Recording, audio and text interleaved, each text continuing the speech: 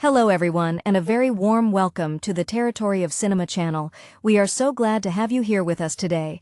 If you enjoy our content, please take a moment to subscribe to the channel and hit that like button. Today we are going to be discussing the film Sisu Road to Revenge, also known as Sisu 2, coming out in 2025. The biting wind of the Lapland winter whips across the desolate landscape, a stark canvas mirroring the hardened soul of Atami Korpi. This time, the gold he has unearthed, a truly monumental haul wrested from the frozen earth after years of relentless solitary prospecting, is not merely wealth, it is his survival, his past refusing to stay buried. It is a grim echo of the Finnish tenacity forged in the crucible of the Winter War, a conflict where Korpi, a man forged in the brutal reality of combat, earned a reputation as an almost mythical operative, a specter of vengeance whose deeds were whispered in hushed tones even among the hardened Soviet troops. His journey now, hauling that immense weight across the unforgiving snow, begins with an intrusion that shatters the fragile peace he has managed to construct. The intrusion comes in the form of a contingent of the Waffen-SS, remnants of the retreating German forces, led by the ruthlessly pragmatic Bruno, a man whose military career, marked by efficiency and a chilling lack of empathy, mirrors the systematic cruelty he now exacts upon the occupied territories. These soldiers, desperate and cornered, view Korpi's gold not as stolen earth but as spoils of war, a final necessary prize to fund their escape. The initial confrontation is deceptively simple, a demand met with an absolute, unwavering refusal. Korpi, a man who has already faced death countless times, sees no reason to fear these paper-pushing thugs compared to the Red Army behemoth he once faced down. What follows is not a conventional firefight, but a masterclass in asymmetric warfare, a brutal ballet choreographed by necessity and decades of ingrained survival instinct. Korpi uses the environment as his primary weapon, turning the endless white expanse into a labyrinth of traps. We see glimpses of his wartime ingenuity resurface. The way he rigs a crude explosive from scavenged mining components echoes the improvised demolitions he once specialized in, disabling armored vehicles with chilling precision. When the Nazis attempt to track him through the forest, they find themselves hunted by a phantom. One SS man, perhaps overly influenced by Hollywood adventure films that often romanticize their own brutality, attempts a direct ambush, only to be swiftly and brutally neutralized, a stark lesson delivered by a man who understands that in this environment there are no second chances, only consequences. Bruno, initially confident in his troops' superior firepower and discipline, begins to realize the profound error in underestimating the lone gold prospector. He is fighting a ghost from a war he only read about in sanitized reports. A Finn who treats death with the familiarity of an old acquaintance. The pursuit leads them across treacherous ice floes where Korpi, using his intimate knowledge of the frozen rivers, knowledge gained perhaps from countless silent patrols across frozen Finnish lakes during the Winter War, turns the ice itself into an instrument of destruction, sending vehicles and men plunging into the frigid depths. The climax sees the confrontation narrow to a brutal hand-to-hand encounter, perhaps triggered when the Germans manage to corner Korpi momentarily, utilizing their numbers. Here, the veneer of the quiet miner completely dissolves.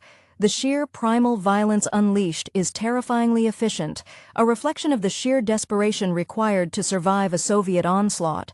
Korpi's endurance, his refusal to break even when grievously wounded, speaks volumes about the deep-seated commitment to self-preservation that fueled the Finnish resistance during the war.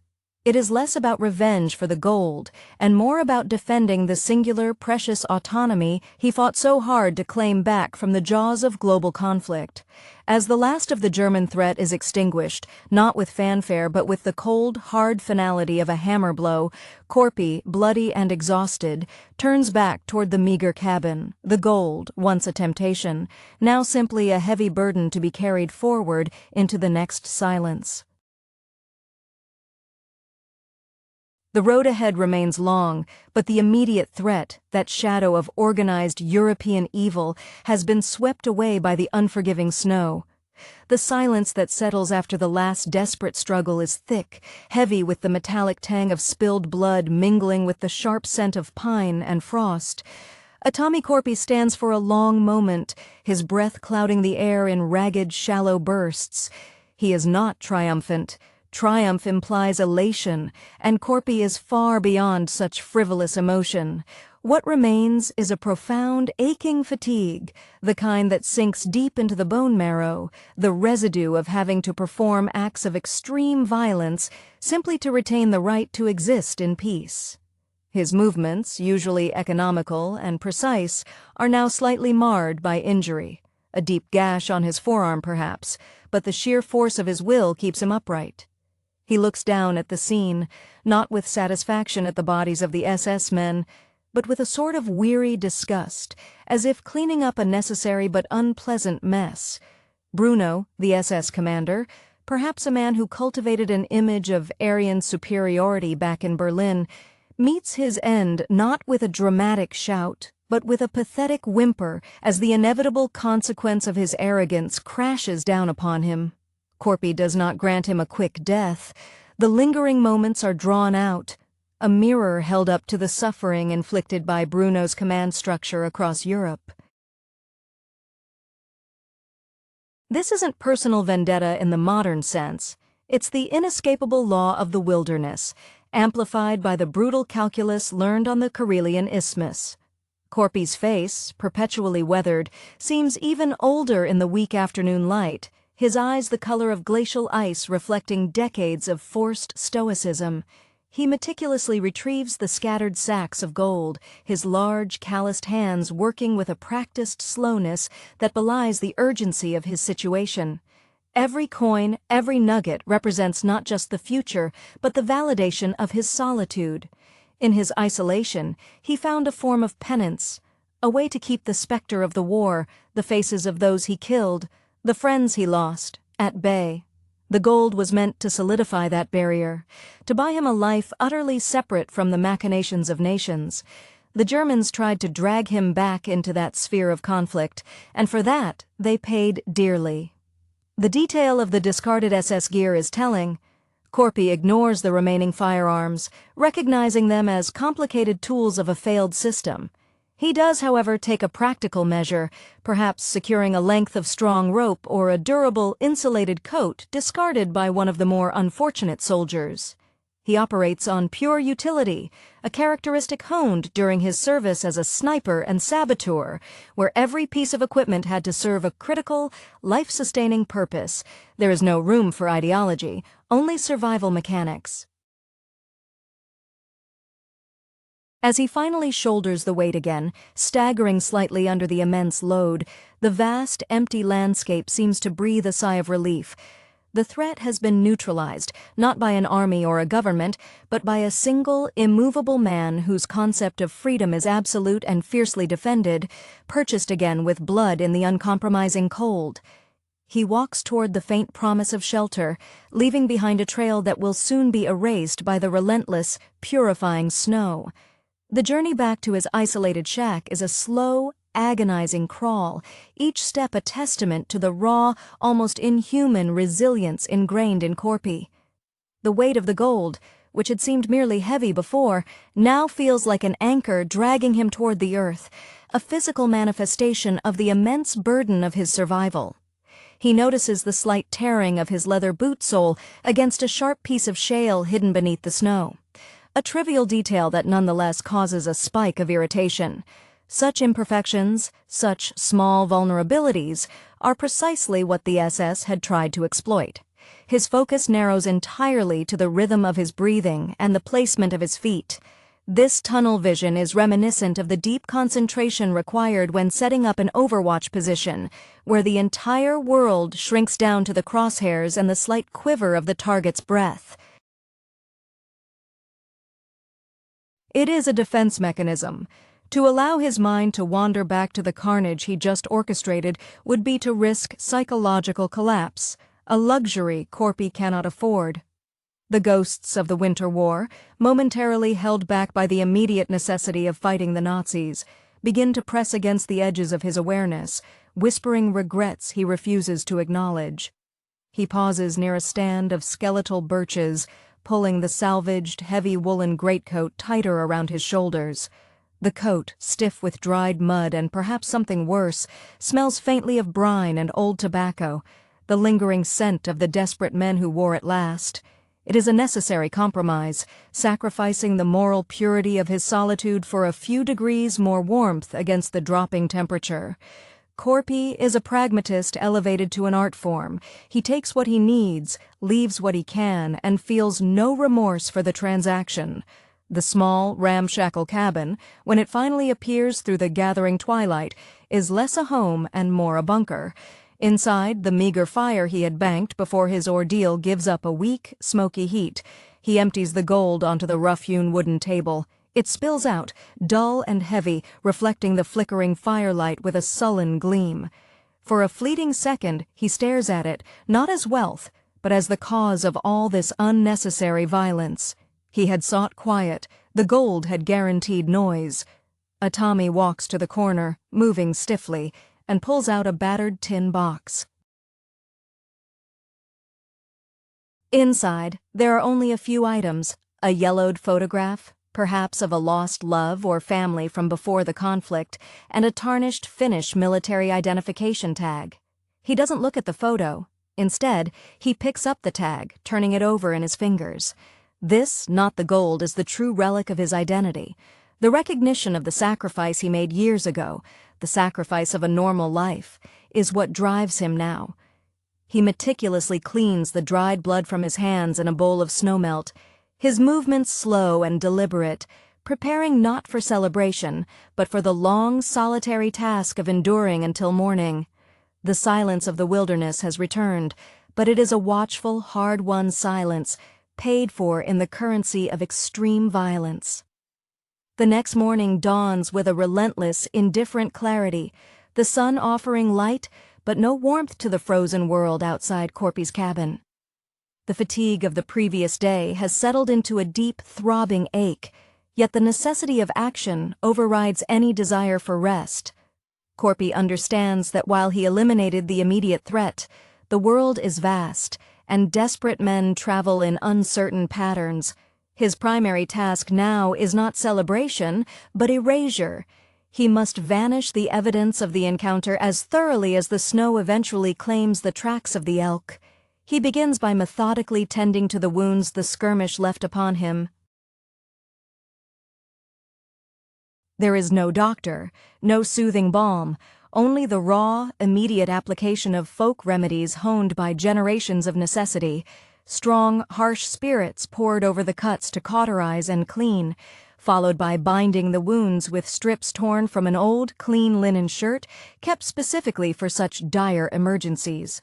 This self-mending process is almost ritualistic, a continuation of the grim self-reliance that defined his wartime existence as a man frequently operating behind enemy lines with nothing but his wits and a well-maintained rifle. The gold, however, presents a logistical problem that is inherently antithetical to his desire for invisibility.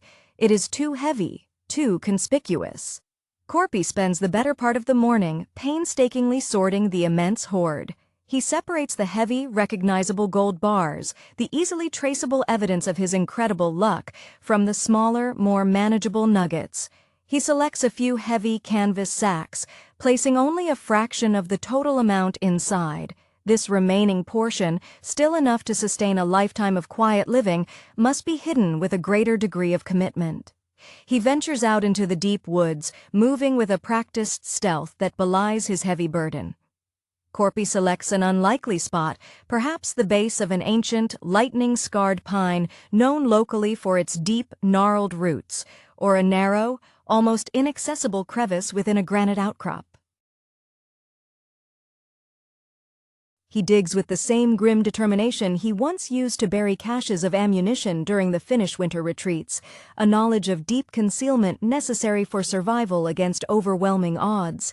The bulk of the treasure is interred, covered with layers of earth, moss, and then a precise, calculated scattering of fresh snow and pine needles to mimic the undisturbed forest floor. It is a monumental act of faith in the landscape, trusting the harsh indifference of nature to guard his secret better than any bank vault ever could. Leaving the hidden wealth, Corpy feels a momentary, strange lightness, not from relief, but from the successful execution of a difficult, necessary task. He takes only what he absolutely requires for his immediate travel and survival, stepping back onto the trail he was originally following. He glances back one last time toward the silent scene of the confrontation. The bodies are already beginning to be glazed with a fine layer of ice, becoming part of the tableau. He doesn't look back with hatred for the men, but with a grim acknowledgement of the world's persistent need to destroy beauty and solitude.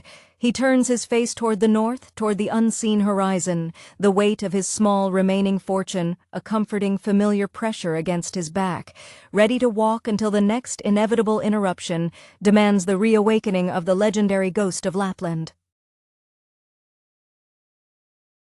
The path Atami chooses is the one least traveled, a faint suggestion of a trail that meanders away from established routes, hugging the frozen contours of the lesser-known fells. He moves with the economy of a creature conserving vital energy, every swing of his legs, every placement of his heavy, worn boots, calculated to minimize caloric expenditure. The cold is no longer an enemy to be fought with anger. It is a constant companion whose moods must be anticipated and respected. His mind, in the absence of immediate physical threat, drifts, as it often does in moments of sustained solitude, toward the memories of his service. He recalls the training manuals, the doctrines of warfare that stressed supply lines and troop movements, ironies that feel distant and absurd now, facing a threat with nothing but a mining pick and an intimate understanding of the frozen ground. His expertise in silent movement and camouflage, honed not in military exercises but in the life-or-death necessity of avoiding Soviet patrols while seeking out targets, serves him now perfectly in the effort to become utterly unremarkable to any casual observer, be they police or opportunistic scavengers drawn by the tale of a lone prospector. The few remaining gold nuggets he carries are wrapped tightly in oilcloth, tucked deep inside an inner pocket of his stolen greatcoat, resting just above his heart. They are a talisman now, not currency. He keeps them close because they are the concrete proof that the hell he endured, both the war and the subsequent years of desperate isolation, has yielded something tangible, something that confirms his refusal to rely on charity or the mercy of governments. As he travels, he passes a frozen-over stream, noticing the delicate, intricate pattern of ice fracture where the current runs strongest beneath the surface. He pauses, not to rest, but to study it, his mind involuntarily mapping potential collapse points, assessing load-bearing capacity, a lifetime habit of situational awareness that refuses to be shelved. It strikes him, in that quiet moment, that the SS soldiers had failed not because they were poorly trained in frontal assault, but because they attempted to apply the structured warfare of the centralized military to a battlefield where the only authority recognized was the individual's will to survive. Corpy fought like a force of nature, which is to say, without strategy, only immutable presence. He avoids the villages entirely, viewing any cluster of human habitation as a potential beacon attracting unwanted attention. His sustenance is sparse, preserved dried meats and hard bread carried from the cabin, supplemented by the occasional desperate snare he sets for rabbits or grouse, though even hunting feels like an unnecessary risk of noise. He drinks melted snow, the process slow and deliberate, warming the water just enough over the smallest possible fire to prevent internal chilling, another lesson learned from near-fatal exposure during a deep winter reconnaissance mission. The emotional landscape remains barren, save for a deep, satisfying numbness. There is no joy in his continued existence, only the hard-won peace of having navigated another mortal danger. Atami Corpy is less a man seeking wealth and more a survivor dedicated to the singular purpose of preserving the integrity of his own space, the last piece of territory he has successfully defended against the encroachment of the entire mechanized world. He walks onward, a dark, heavily built shadow against the pale vastness of the Arctic winter, an embodiment of the word Sisu, retreating back into the silence he has so violently and so effectively earned. The transition from the immediate aftermath of violence to the sustained act of survival requires a subtle but crucial shift in Atami's internal landscape. The adrenaline, which had fueled his fight against the SS remnants, begins to recede, leaving behind the gritty residue of sheer physical exhaustion. He moves now with a stiffness suggesting deep muscle bruising, a testament to the sheer force he exerted against men who were younger and arguably better equipped, save for the vital ingredient of unyielding Finnish spirit. He finds himself traversing a stretch of relatively flat, windswept tundra, a landscape so open it feels exposed, forcing him into a more deliberate, low-to-the-ground posture. This exposed terrain triggers a distinct recollection of the vast, unyielding plains he had to cross during the final, desperate maneuvers near Lake Ladoga, where cover was non-existent and detection meant annihilation. He utilizes the meager shadows cast by low-growing scrub brush, moving only when the faint, high clouds momentarily mute the sun's glare. It is an internalized choreography of stealth, so habitual that it requires no conscious decision. His body simply reverts to its wartime settings. As he walks, he occasionally brushes his gloved hand across the thick, fur-lined collar of the stolen coat. He finds a small, folded piece of paper tucked into one of the inner pockets.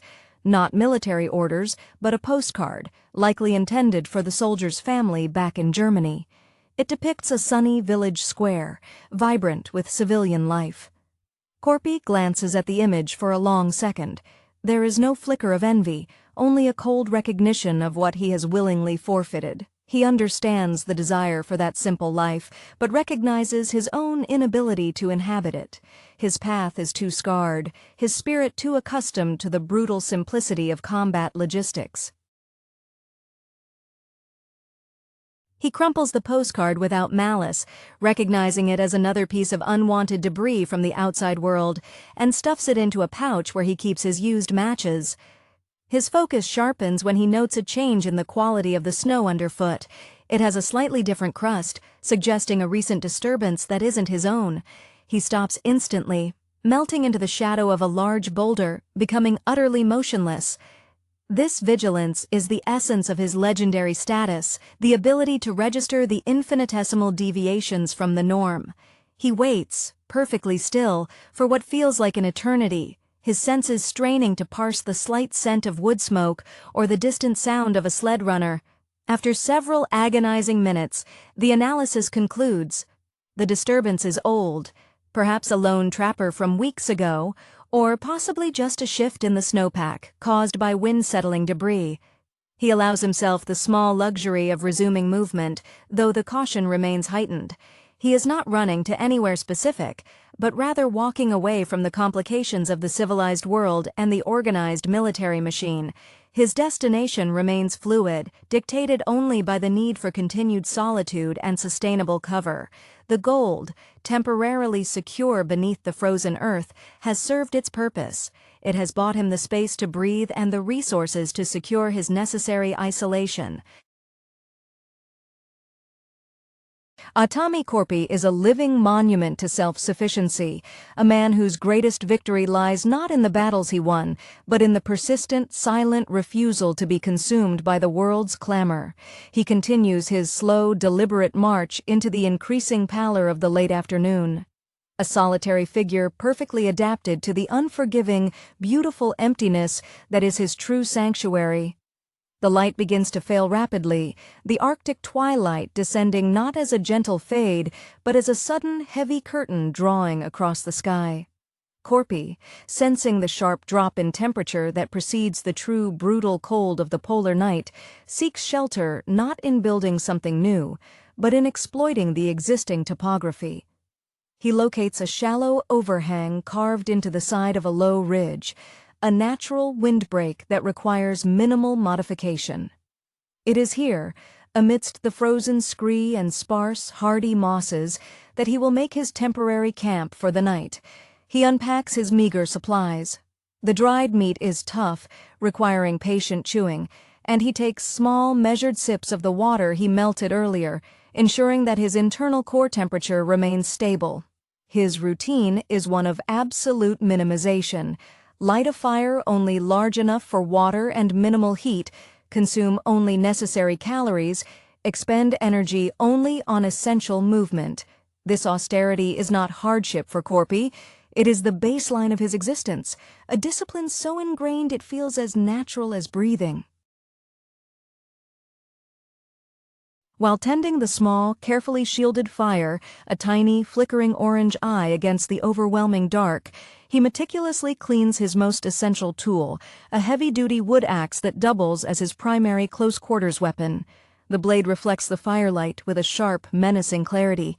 He runs a whetstone, a small flat piece of slate he has carried for years, over the edge, the soft, rhythmic shh sound, the only intrusion on the profound silence. This act of sharpening is an act of self-affirmation. It is a physical commitment to being ready for the next confrontation, should one arise from the darkness that presses in around his small radius of warmth. Emotionally, he is insulated, a vast, empty plain within himself. The memories of the recent fight are already receding, filed away under necessary incidents. He does not process the death of the SS soldiers as a moral act, but as a mathematical equation solved in his favor. His survival instinct, honed during the war by the necessity of eliminating threats with maximum efficiency, functions purely on a technical level. There is no trauma to dwell on, only the necessity of maintaining peak operational readiness for the next day's trek. Before settling down to attempt sleep, Corpy performs one last external check. He surveys the perimeter with his eyes, noting the position of the few visible stars against the black velvet sky. He notes the direction of the wind, preparing himself to adjust his position should it shift and expose his faint smoke plume. He lays his salvaged rifle close at hand, positioned so that he can grasp it without sitting up fully. He lies down on a bed of pine boughs he quickly gathered, pulling the heavy coat over his face to filter the air and retain heat. In the crushing cold and darkness of the Lapland night, Atami Corpy achieves a state of suspended animation, a man who is merely waiting for the inevitable return of the sun, which will bring with it only another day of necessary, hard-won solitude. He is the unyielding stone in the riverbed. The water of conflict flows around him, but he remains, immutable and untouched at his core. The arrival of dawn is signaled not by color, but by the lessening intensity of the blackness, a subtle graying of the horizon that confirms Atami has survived another passage of time. He rises stiffly, the deep chill having seeped into his bones despite the insulating layers. There is no morning stiffness for the average man. For Corpy, it is the stiffness of metal that has been forced to endure extreme temperature fluctuation, rigid but ultimately resilient. He quickly dismantles the camp, ensuring not a single ember remains visible, kicking snow over the sparse patches of disturbed earth to erase any evidence of his passage. He leaves nothing behind but the faintest, compressed depression in the snow where his body lay. Today's traverse takes him higher into the fells, an environment even more unforgiving, but offering superior long-range visibility, which is crucial for early detection of potential pursuers. Climbing is slow, demanding a constant calibration of his already depleted energy reserves. His focus drifts to the physical manifestation of his long-term solitude. His hands, though strong, are deeply lined, the skin cracked around the knuckles from frost and years of immersion in icy water while panning ore. These are not the hands of a wealthy man. They are the hands of a laborer who has fought the very earth for its secrets. He recalls a moment from his youth, perhaps before the war irrevocably altered his trajectory, when he briefly worked in a logging camp near the Russian border. The camaraderie there, the shared hardship over a bottle of rough vodka after a day of felling massive pines, seems like a fable now. He realizes that the constant low-level hostility of the environment has replaced the need for human company. The forest doesn't betray you with false promises, it simply kills you if you are careless. This stark honesty is preferable to the treacherous politics he has always sought to evade. Mid-morning, he spots something artificial in the distance, a flicker of unnatural color against the white. It is a small, tattered piece of bright fabric snagged on the sharp branch of a dwarf birch, perhaps dropped by a careless trapper or a lost hunter. Corpy diverts his course slightly to investigate, driven by an ingrained need to catalog any anomaly in his territory. As he nears it, the cold clarity of his wartime training asserts itself. The fabric is too bright, too deliberately placed to be an accident of nature. It feels like a marker. He approaches with extreme caution, rifle up, tracking the ground around the birch. The realization dawns slowly. The fabric is a swatch of German military issue, a piece torn from a field jacket, but it is old, desiccated by the weather. It's not a sign of current pursuit, but a relic from the retreating Germans, perhaps one of the stragglers from the group he eliminated days prior, who had scouted ahead before being killed or captured. Corpy examines the snag point. The cloth is frayed by wind, not torn in haste, suggesting it has been there for some time, perhaps a week or more. The brief surge of tension subsides, replaced by a cold acknowledgement. The battlefield is littered with the ghosts of the war, and he is treading through a history he desperately wishes to forget. He kicks snow over the fabric, burying the evidence of previous human passage, and continues his ascent. The silence of the fell, closing back around him like an impenetrable shield. The ascent continues, the air thinning noticeably as Corpy gains altitude. The wind up here is a physical entity, not just a breeze, but a grinding force that scours exposed skin and pushes relentlessly against his frame. He finds himself moving laterally across the slope, seeking the lee of rock formations, employing the natural contours of the mountain range like defensive earthworks. This is the environment where his skills, forged in the desperate battles against superior numbers, truly shine. He moves not with speed, but with absolute control, a quality that distinguished him even during the height of his service, where legendary efficiency was often mistaken for speed. He permits himself a small ration of water, tilting the canteen just so, minimizing the time the lid remains open to the freezing air. As he drinks, he notices a break in the otherwise uniform gray of the granite wall beside him. It is a shallow fissure, almost invisible unless sought out, wide enough for a man to squeeze into if necessary, offering a temporary reprieve from the wind's savage buffet. He pauses, leaning against the cold stone, and allows his eyes a moment to rest on the horizon. The view from this height is breathtaking in its terrifying scale, an endless expanse of white and blue stretching to a horizon that seems to curve away into infinity. It is a view that demands humility, a visual confirmation that his individual struggle, though violent and decisive in its immediate context, is merely a pinprick against the immensity of the indifferent world.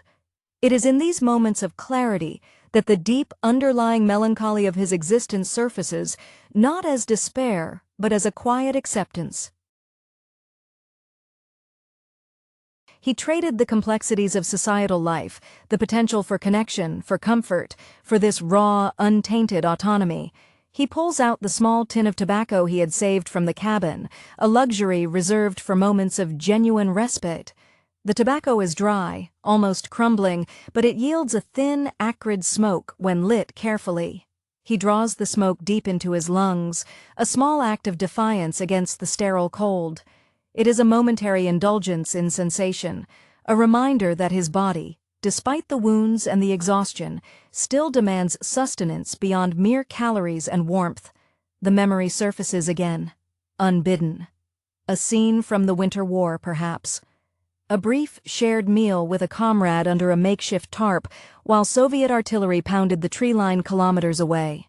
A shared silence, not one of loneliness, but of mutual understanding forged in the shadow of certain death. That connection, that perfect, wordless alignment of purpose, is the one thing the gold cannot buy, and the isolation he fights to maintain is the price he pays for that past rupture. Finishing the smoke, he crushes the butt out completely under his heel, ensuring no stray glowing ash can catch the dry tundra grasses beneath the snowline. He pulls the axe from his pack, testing its balance once more, the heavy familiarity of the tool grounding him. He must descend soon, find a lower elevation before the full intensity of the night sets in, but for these few minutes, perched on the spine of the mountain, Atami Korpi is perfectly balanced between the memory of the fight and the preparation for the next silent mile. He is the predator in repose, always watchful, always ready to become the relentless engine of survival once more.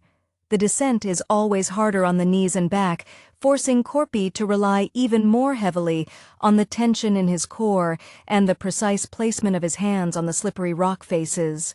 He navigates the shadowed side of the fell, where the air is colder but the visibility remains low, which suits his current need for obscurity. He moves with a calculated grace, a physicality that speaks less of modern athletic training and more of the absolute necessity of movement taught by survival in extreme environments. As he reaches the lower slopes, where the dense, dark spires of pine begin to reclaim the landscape, he notices a subtle sign that brings a fresh wave of weariness, a disturbance in the deeper snowpack that suggests something heavy has been dragged. It is too wide for a deer, too irregular for a snowmobile track.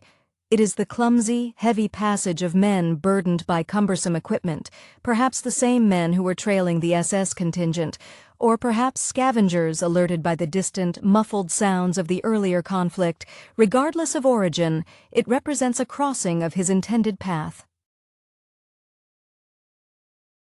Korpi immediately alters his trajectory, moving deeper into the unbroken forest, where the thick canopy offers both concealment and a slight buffer against the worst of the wind. He selects a direction based purely on triangulation from known landmarks visible during his ascent, prioritizing distance from any potential human trail. He becomes aware of a dull, persistent ringing in his left ear, a symptom of the extreme pressure changes he endured during his most intense wartime activities, an auditory echo that often returns when he pushes his body to its limits. It is a physical reminder that his resilience is not infinite, but finite, measured in the slow degradation of his own physical form. He finds an excellent temporary hiding spot beneath the low-hanging boughs of an enormous spruce, its lower branches heavy with snow, creating a dry, camouflaged hollow. Here, he allows himself a moment of genuine rest, leaning back against the rough trunk. He studies the few, meager items he carried from the cabin: the axe, the rifle, the small pouch of gold nuggets. The nuggets, he recognizes, are an anomaly in this environment. Too bright, too valuable. They draw attention like a lighthouse in a fog. A deep, pragmatic decision forms. He cannot carry them much further without attracting the wrong kind of curiosity. If this disturbance he sensed proves to be human scavengers or a search party looking for the missing Germans, the gold will be the bait that draws them in. He begins the painstaking process of preparing a secondary long-term cache. He selects a massive, hollowed-out stump, long dead and already partially rotted, situated deep within a thicket where the snow rarely settles evenly. Using the axe head as a dull spade, he excavates a small cavity within the decayed wood, placing the remaining gold deep inside, wrapping it in oilskin salvaged from the rifle cleaning kit. He then meticulously packs the rotting wood fibers back into place, disguising the opening with fresh snow. When he is done, the difference in his physical load is negligible, but the psychological weight is immense. He has shed the most tangible proof of his ordeal, returning himself to the state of a lean, solitary prospector, indistinguishable from any other hardy soul surviving the winter on the periphery. He feels lighter, cleaner, stripped back down to the essential capability of survival. As the final vestiges of light bleed out of the sky, Korpi pulls out his rifle, settling in for the long watch. The world has tried to strip him bare, but Atami Korpi will always retain only what is necessary to endure the next moment. The darkness that envelops the spruce shelter is absolute, a smothering presence that amplifies every minute sound, the faint creak of wood adjusting to the cold, the almost inaudible skitter of a small creature in the underbrush. Corpy's senses, however, are not overwhelmed. They are sharpened, filtering the ambient noise into a catalog of data. He breathes shallowly, minimizing the plume of vapor that could betray his position to any keen-eyed observer tracking his path. His mind, usually so disciplined, drifts toward the concept of legacy, though he would never frame it in such grand terms. He thinks not of fame or memory, but of the enduring nature of his solitude.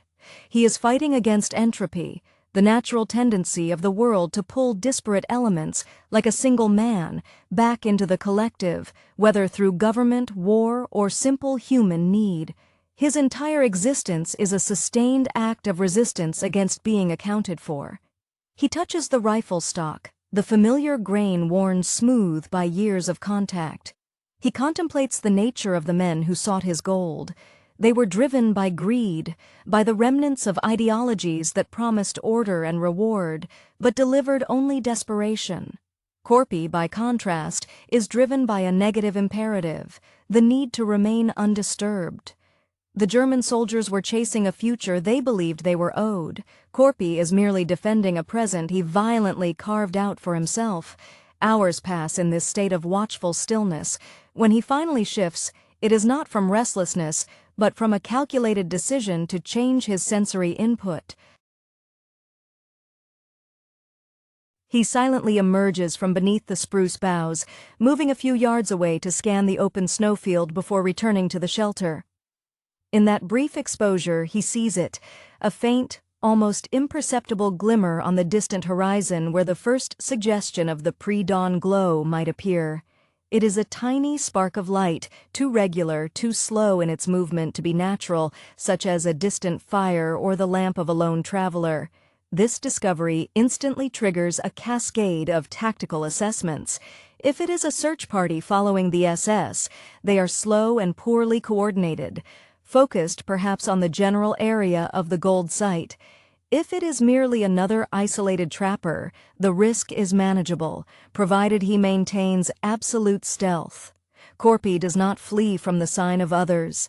He simply recalculates his exit vectors. He will wait for the final moments of darkness to break, moving perpendicular to the direction of the light source, putting as much difficult, broken terrain between himself and the anomaly as possible before full visibility allows for accurate tracking. He consumes the last of his dried meat, washing it down with a mouthful of snow that he has allowed to warm slightly in his cupped hands. The ache in his body seems less pronounced now, replaced by the sharp clarity of impending movement and strategy. The world beyond his immediate defense zone is a constant threat, but for the moment, the threat is distant, a manageable variable. Corpy settles back into the shadows, a creature perfectly adapted to surviving the long, cold gap between one crisis and the next, waiting for the gray light to grant him the necessary cover to disappear again into the indifferent white. The faint glimmer on the horizon vanishes just as the sky transitions into the weak, luminous blue of a typical Arctic morning. Corpy interprets the disappearance of the light not as a sign of retreat, but as the extinguishing of a carefully managed fire, the decision of a cautious individual to cease activity until the cover of true darkness returns. This confirms his tactical assessment. He is dealing with individuals who understand the inherent risks of exposure, perhaps seasoned woodsmen or military veterans themselves. This elevates the threat level from random chance to calculated opposition. He does not wait for the sun to clear the highest peaks. The moment the gray becomes substantial enough to mask movement without obscuring immediate terrain features, Corpy is already gone. He moves swiftly now, propelled by the necessity of putting distance and dense cover between himself and the potential observers. His movements are fluid, almost ghostly, as he slips through the close-set pine trunks, his heavy boots making soft, controlled compressions in the virgin snow. He begins a deliberate, long diagonal traverse intended to lead him far south of his original trajectory, aiming toward the vast, largely uninhabited stretches near the Kemi River Valley, territory known for its brutal isolation and sparse trapping lines. He carries only the essentials now: the rifle, the axe, the small pouch of gold nuggets hidden inside his tunic, and the grim satisfaction of having successfully purged the immediate complication. The weight he carries is the weight of his ongoing commitment to freedom, not the suffocating burden of accumulated wealth. As he travels, a subtle change manifests in his physical state. The dull ache that had settled in his joints is subtly overridden by the warmth generated through sustained rhythmic exertion. He is entering a flow state, the deep physical engagement temporarily overriding the psychological scars. His mind becomes utterly pragmatic, cataloging things irrelevant to survival only as distracting noise. He notices, for instance, a flash of iridescent blue, a feather shed by a rare winter jay, and immediately dismisses it. It offers no tactical advantage, no caloric benefit, and he will not afford it more than a half-second's consideration. Yet, even in this state of hyperfocus, a residual emotion lingers, one he refuses to name, but constantly manages: the profound sense of responsibility for the lives he ended. It is not guilt, as guilt implies a choice to have acted otherwise. It is the cold, professional accounting for resources expended. Each German life taken represents a failure of diplomacy, a failure of the world order, forcing him, the individual, to act as judge, jury, and executioner. He feels a weary kinship with the landscape itself. Both are forces that impose harsh, immutable consequences without the need for morality. Midday finds him pausing beside a deep, snow-covered ravine, a natural barrier perfect for obscuring his tracks. He eats a small piece of hard bread, chewing slowly, methodically. He looks back one last time toward the high fells, an almost invisible figure against the massive backdrop. He knows that the SS men's superiors will eventually notice the silence from the patrol. The investigation, if it comes, will be slow, hampered by the environment and the sheer improbability of a lone Finn being the cause. A Tommy Korpi pulls the hood of his greatcoat further over his brow, obscuring his face almost entirely. He is no longer just a man. He is a pattern of survival, a self-contained ecosystem dedicated to persistence. He turns his back on the direction of his recent violence, plunging forward into the dense forest, anticipating weeks of demanding travel, content in the knowledge that for now, the silence of the wilderness has been successfully reinstated, a fragile boundary held by his own scarred, unwavering will. The anticipated sequel, Sisu, Road to Revenge, arriving in 2025, presents a fascinating continuation of the uncompromising narrative established in its predecessor. While concrete plot details remain guarded, the very title suggests a deepening of the protagonist's commitment to retribution, moving beyond mere survival into a focused, perhaps even obsessive, pursuit of justice or vengeance. The core strength of the original lay in its stripped-down, primal storytelling, a relentless engine of action propelled by the stoic, almost mythic figure of the lone Finn. This sequel, one hopes, will maintain that raw energy while expanding the thematic resonance of the central character. The inspiration behind the original Sisu clearly drew from the cinematic traditions of the spaghetti western and the revenge thriller, filtered through a distinctly Finnish lens of Sisu, that untranslatable quality of stubborn determination in the face of overwhelming odds. The unnamed gold prospector, portrayed with unforgettable grit, embodied a force of nature more than a traditional character. He was the embodiment of consequence. For the sequel to succeed, it cannot simply rehash the events of the first film with bigger explosions. It must explore the psychological toll of that initial rampage. What does a man who has unleashed such focused violence carry with him on his journey down this road to revenge? If the narrative pushes the protagonist further into the criminal underworld or against a more organized enemy, perhaps the remnants of the SS detachment or a new cartel drawn to the legend of the Golden Hall, the film will test the limits of its protagonist's invincibility. A crucial element will be the performance, building upon Jorma Tommila's powerful, minimalist delivery. Tommila, a seasoned figure in Finnish cinema, often specializing in emotionally reserved roles, proved perfectly cast as the taciturn avenger. His performance in Sisu was an exercise in nonverbal communication. Every strained breath, every calculated movement spoke volumes. The challenge for the sequel is ensuring that this silence doesn't translate into narrative stagnation. The visual language of the first film, characterized by brutal landscapes and stark, unforgiving cinematography, must be sustained. The Finnish wilderness was not just a setting, it was an antagonist and an ally. If the road to revenge takes him out of the remote taiga and into more populated, perhaps urban environments, the film risks losing some of its unique flavor. However, a change of scenery could also force the protagonist to adapt his almost superhuman survival techniques to a different kind of battlefield, offering fresh tactical challenges. The concept of revenge itself demands scrutiny. Is this quest driven by a personal slight, or is it a continuation of the war against fascism and greed that underpinned the first film's climax? If it leans too heavily into generic revenge tropes, it might dilute the powerful anti-Nazi undercurrent that gave the original film its unexpected historical weight. The genius of the original was that the conflict was ancient, good versus evil, tenacity versus tyranny, simply dressed in WW2-era German uniforms. Ultimately, Sisu, Road to Revenge, rests on its ability to respect the established mythology while providing narrative momentum. It is a film expected to deliver catharsis through extreme physical endurance and unwavering resolve. The audience doesn't need exposition or complex character arcs. They need a compelling reason for this unstoppable force to keep moving, and a worthy opponent to meet its unstoppable object. The success will be measured not in complexity, but in how efficiently and brutally the film executes its central promise. The road to vengeance, however long or bloody, will be seen through to its absolute end.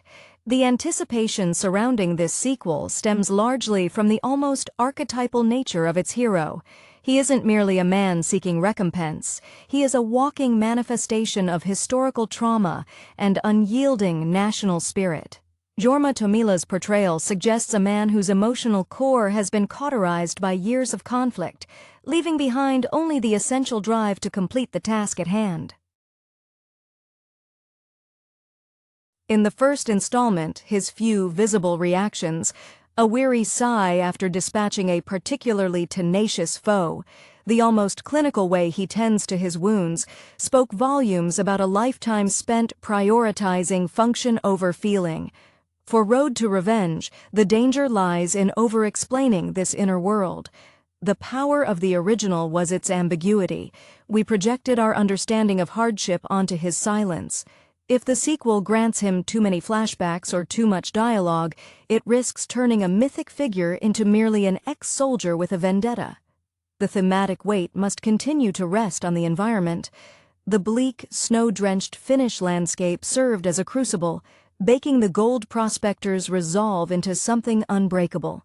If the road to revenge forces him south, perhaps into the chaotic aftermath of the war or into the burgeoning moral gray areas of the post-war landscape, the film must establish the new geography as equally hostile.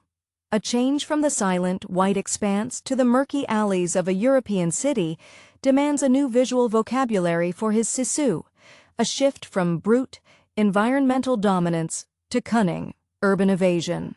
Considering the likely opponents, the sequel must escalate beyond the greedy soldiers who sought only his gold. A true road to revenge implies a structured antagonist, perhaps a shadowy organization that views the chaos caused by the first film as a loose thread that needs tying off, or worse, a rival with a similar, albeit corrupted, sense of absolute duty. This pits the purity of the prospector's primal vengeance against systemic, perhaps bureaucratic evil. This opponent should not just be physically challenging, they must represent an ideology that actively mocks the concept of Sisu, perhaps valuing bureaucratic efficiency or financial gain over basic human grit. The sequel's success will hinge on balancing the kinetic absurdity of the action, a hallmark of its stylish violence, with moments of near stillness that remind the audience of the man beneath the armor. There must be brief moments where the exhaustion is palpable, where the audience feels the sheer weight of his continuous struggle. This is where the directing vision, likely returning to the aesthetic sensibilities that favored long takes and practical, visceral effects, becomes paramount. The emotion shouldn't be displayed by the protagonist. It should be extracted from the audience by witnessing his relentless, near-impossible struggle to maintain forward momentum against an ever-increasing tide of resistance. The journey is the essence, and the destination, while crucial, is merely the inevitable conclusion to a commitment made long before the first frame rolled. The very notion of a sequel hinges on redefining the stakes without sacrificing the purity of the initial concept. The unnamed protagonist in Sisu, Road to Revenge, is no longer just defending his spoils, he is now actively hunting, which implies a shift in his internal landscape from reactive defense to proactive aggression. This transition is critical. The man who painstakingly buried his gold, a symbol of his hard-won peace, is now willingly sacrificing that peace for the pursuit of payback. This suggests that whatever trauma the events of the first film inflicted upon his assailants, they inflicted an equally profound, perhaps irreversible, commitment to vengeance upon him. We are likely dealing with a character who has achieved a state of grace through violence, and any disruption to that violence becomes unbearable. Jorma Tommila's established nonverbal acting repertoire is the foundation upon which this continuation must be built. We understand his Sisu not through dialogue, but through the economy of his movement. If he is injured more severely in this installment, and the title suggests an extended, arduous campaign, the audience will scrutinize every limp, every grimace, searching for a crack in the monolithic facade. A successful sequel will present wounds that are not merely superficial setbacks, but deeply embedded costs. The emotion will reside in the effort required to maintain his pace, perhaps showing moments where the sheer biological necessity of rest battles with the spiritual imperative of revenge. Imagine brief sequences where the silence is filled only by the ragged sound of his own breathing, signaling a man operating purely on muscle memory and entrenched will, far past the point of rational endurance. The aesthetic contrast between the original's desolate frozen theater of war and the new environment, be it a war-torn European city or a grimy industrial setting, must serve to isolate the protagonist further. In the snow, he was camouflaged. In an urban sprawl, he becomes a stark, alien entity. This visual alienation highlights the thematic gulf between him and the modern, perhaps more morally complex antagonists he will inevitably face. These new enemies might be less overtly ideological than the Nazis, perhaps corrupted bureaucrats or mercenary forces who view his legendary exploits as a challenge to their own established order of greed and control. This conflict becomes a battle between immutable, ancient perseverance and the fluid, often cynical, mechanisms of contemporary exploitation. The film must manage the fine line between making the protagonist legendary and keeping him grounded enough to be relatable in his suffering. While he operates on a mythical level, the audience connects with the sheer physical reality of his task. The revenge must feel earned, not simply granted by the plot. This means the antagonists must possess a degree of competence that forces the prospector to utilize new aspects of his deadly skill set, perhaps requiring ingenuity rather than just brute force. The road to revenge cannot be a straight line. It must be a punishing spiral that demands every ounce of that intrinsic Finnish stubbornness, pushing him not just to survive, but to consume the path itself in his relentless march forward. The escalation of the conflict necessitates a deeper examination of what the gold itself represents in this new narrative phase. In the first film, the gold was a tangible reward, the reason for the immediate, violent confrontation. Now, on this protracted road to revenge, the gold is likely transmuted into a symbolic anchor, or perhaps has been entirely superseded by the act of vengeance itself. If the antagonists are remnants or successors of the initial threat, their pursuit of the prospector might be less about the immediate wealth and more about erasing the indelible stain of their predecessors' humiliation. This turns the conflict from a fight over resources into an existential battle over reputation and historical memory. The thematic weight of Sisu must evolve from passive resilience to active, targeted consequence. The prospector has moved from enduring the storm to becoming the storm itself. This shift requires the narrative to imply a higher cost for every victory. If the first film was about demonstrating that one man could not be broken, this sequel must explore the chilling implication: what happens to the man after he has decided that breaking others is the only path left? We must see the emotional vacancy left behind when the adrenaline fades, perhaps glimpsed in fleeting moments of inaction, where the silence of the environment suddenly feels less like a sanctuary and more like a vast, empty echo chamber reflecting his own solitude. Furthermore, the potential for characterization through physical adaptation becomes paramount. Given the probable continuation of extreme physical demands, the sequel should illustrate how his body, already honed for survival in the harsh Arctic conditions, is forced to reconfigure itself for the new terrain and enemies. Does he rely more on improvised weaponry built from salvaged materials, leaning into a more MacGyver-esque, desperate ingenuity? Or does he become even more disciplined, treating his body like a precisely calibrated weapon that must be maintained at all costs, perhaps relying on obscure, almost ritualistic methods of self-care learned in isolation?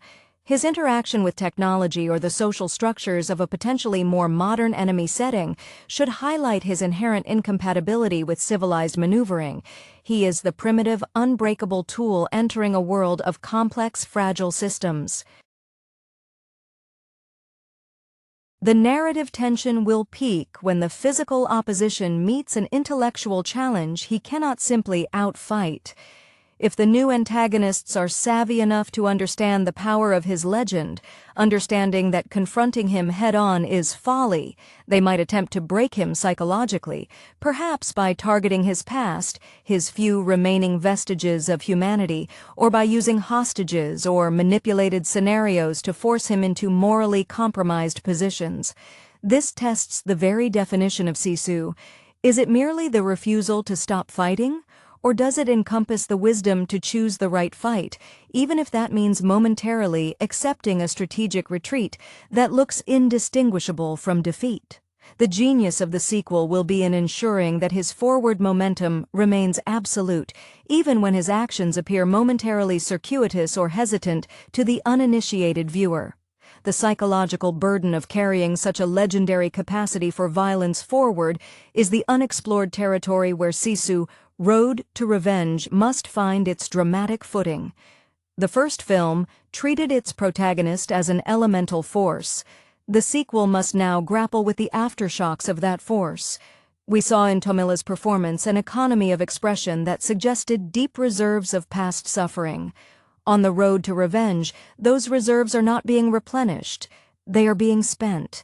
The crucial emotional nuance will emerge in the small concessions to exhaustion. It will not be expressed in weeping or lengthy monologues, but perhaps in the slightly slower tightening of a tourniquet, or the almost imperceptible hesitation before climbing over a final obstacle, moments where the character momentarily acknowledges the sheer biological cost of maintaining his chosen path of absolute retribution. If the narrative shifts the backdrop, say to the shadowy networks of post-war black markets or the burgeoning corruption of newly established governments, the prospector becomes an unavoidable anachronism. He is a man operating under the strict moral code of wartime, now colliding with a world defined by shades of gray and compromised loyalties. This environment offers a new kind of antagonist, not just physically strong, but strategically manipulative. These new foes will likely recognize that a direct confrontation, replicating the fate of the SS detachment, is suicide. Their strategy will pivot to exploiting the one known weakness of a man defined by singular purpose, creating situations where his pursuit of one target inadvertently causes harm to an innocent, a scenario that would force the prospector into an agonizing and perhaps uncharacteristic pause.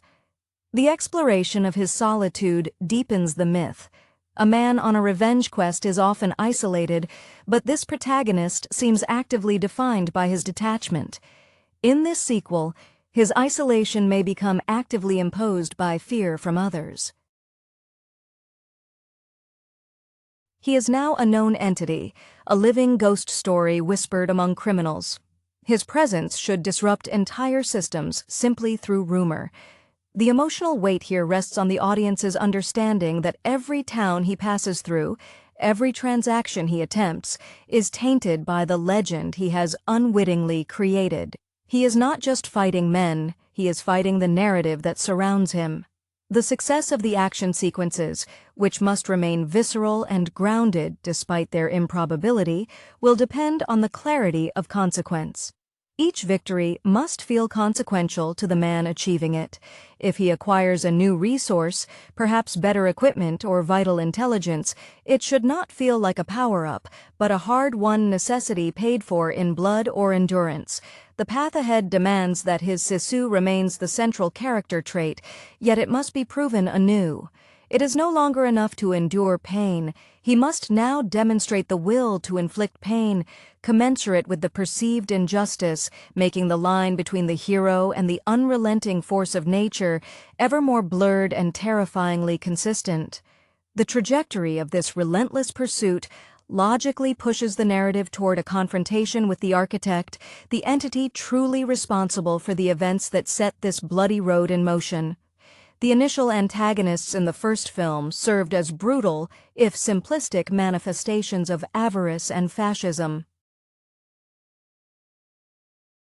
Now, the road to revenge implies a journey toward a higher echelon of villainy, perhaps a surviving mastermind who orchestrated the initial assault on the gold convoy, viewing the protagonist's survival as an unacceptable loose end or a direct affront to their organizational power. This confrontation cannot merely be another prolonged gunfight. It must be a collision of contrasting philosophies of survival. The protagonist, embodying the raw, untamed will of the wilderness, will now be pitted against the refined, systemic cruelty of organized malice. If this new adversary operates within the shadowy remnants of post-war intelligence networks or a powerful transnational criminal enterprise, they will understand the prospector's myth better than any foot soldier. They won't rely on direct physical confrontation initially. Their weapon will be deception, surveillance, and the manipulation of external forces. This forces the silent avenger into a role slightly outside his comfort zone, requiring him to observe, deduce, and perhaps even interact with elements of society he previously ignored, a tailor's shop for necessary repairs, a brief, tense exchange with a nervous informant, moments where his inherent distrust must battle his tactical need for information. Jorma Tommila's performance will be tested by these more complex challenges. We need subtle shifts in his stoicism, the slight narrowing of the eyes that indicates intellectual engagement rather than mere physical threat assessment. The emotional payoff in Road to Revenge should be derived not from loud outbursts, but from the absolute conviction of his final actions against this central figure. When the confrontation inevitably arrives, it should feel less like a fight and more like an execution. The inevitable consequence delivered by a force that cannot be reasoned with or bought off. The silence surrounding the hero must be interpreted as an absolute verdict. Furthermore, the visual aesthetic must cleverly underscore this thematic evolution. If the initial film relied on the stark white palette of the snow to emphasize purity and isolation, the sequel's journey through potentially more industrialized or compromised urban settings should employ shadows, grime, and artificial light to convey moral decay. The prospector should stand out like a bleached bone in a muddy riverbed, an undeniable anomaly. His Sisu will be demonstrated by his ability to maintain his internal, frozen clarity amidst the external chaos